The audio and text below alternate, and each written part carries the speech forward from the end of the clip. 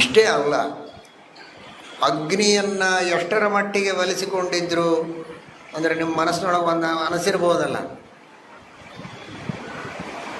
ಅಂತೂ ಇನ್ನೊಬ್ಬರಿಗೆ ಬಿಸಿ ಕೊಡೋ ಹಾಗಾಯ್ತಲ್ಲ. ಅವರು ಮಹಾನುಭಾವರು ಅಗ್ನಿಯನ್ನು ಒಲಿಸಿಕೊಂಡ್ರು, ಆದರೆ ಹಚ್ಕೊಂಡವರಿಗೆಲ್ಲ ಬರೀ ಬಿಸಿ ಆಯಿತು, ಉರಿ ಆಯಿತು.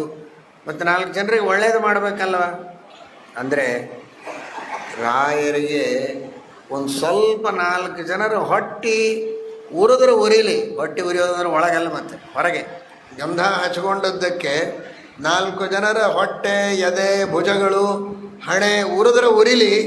ಆದರೆ ಅವರೆಲ್ಲರಿಗೆ ಒಂದು ವಿಶ್ವಾಸ ಬರುತ್ತಲ್ಲ, ವೇದ ಮಂತ್ರದ ಮಹಿಮೆ ಇಷ್ಟು ಅದ್ಭುತವಾಗಿದೆ, ವೇದ ಮಂತ್ರವನ್ನು ನಾವು ಭಕ್ತಿಯಿಂದ ಪಠನ ಮಾಡಿದರೆ ದೇವತೆಗಳ ಸನ್ನಿಧಾನ ಅಲ್ಲಿ ಬರ್ತದೆ ಅಂತ ಆ ವಿಶ್ವಾಸ ಏನೋ ಅಲ್ಲಿ ಕಾರ್ಯಕ್ರಮಕ್ಕೆ ಸೇರಿದ ಜನರ ಮನಸ್ಸಿನಲ್ಲಿ ಬಂತಲ್ಲ, ಅದು ದೊಡ್ಡ ವರದಾನ. ಆ ಒಂದು ಶ್ರದ್ಧೆ ಜನರಲ್ಲಿ ಬರಲಿ ಅನ್ನೋದಕ್ಕೆ ಸ್ವಲ್ಪ ಉರಿದ್ರೆ ಉರಿಲಿ ಎಂದರು. ಕೊನೆಯವರೆಗೂ ಉರಿಲಿಕ್ಕೆ ಬಿಡಲಿಲ್ಲ.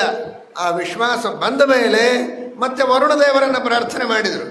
ವರುಣದೇವರ ಪ್ರಾರ್ಥನೆ ಮಾಡಿ ವರುಣ ಸೂಕ್ತವನ್ನು ಹೇಳಿದರೆ ಮತ್ತೆ ಶಾಂತವಾಯಿತು.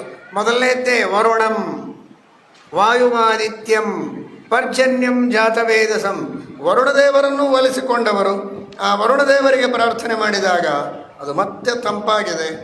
ಹಾಗಾದರೆ ವರುಣನನ್ನೂ ಒಲಿಸಿಕೊಂಡವರು, ಅಗ್ನಿಯನ್ನೂ ಒಲಿಸಿಕೊಂಡವರು ಅನ್ನುವ ದೃಷ್ಟಿಯಲ್ಲಿ ರಾಘವೇಂದ್ರ ಸ್ವಾಮಿಗಳವರನ್ನು ಪೂಜ್ಯಾಯ ಎಂಬುದಾಗಿ ನಾವು ತಿಳಿಯಬೇಕು. ದೇವರನ್ನು ಎಷ್ಟು ಒಲಿಸಿಕೊಂಡಿದ್ದಾರೆ ಅಂತ ಅಂದ್ಕೊಳ್ತೀರಿ?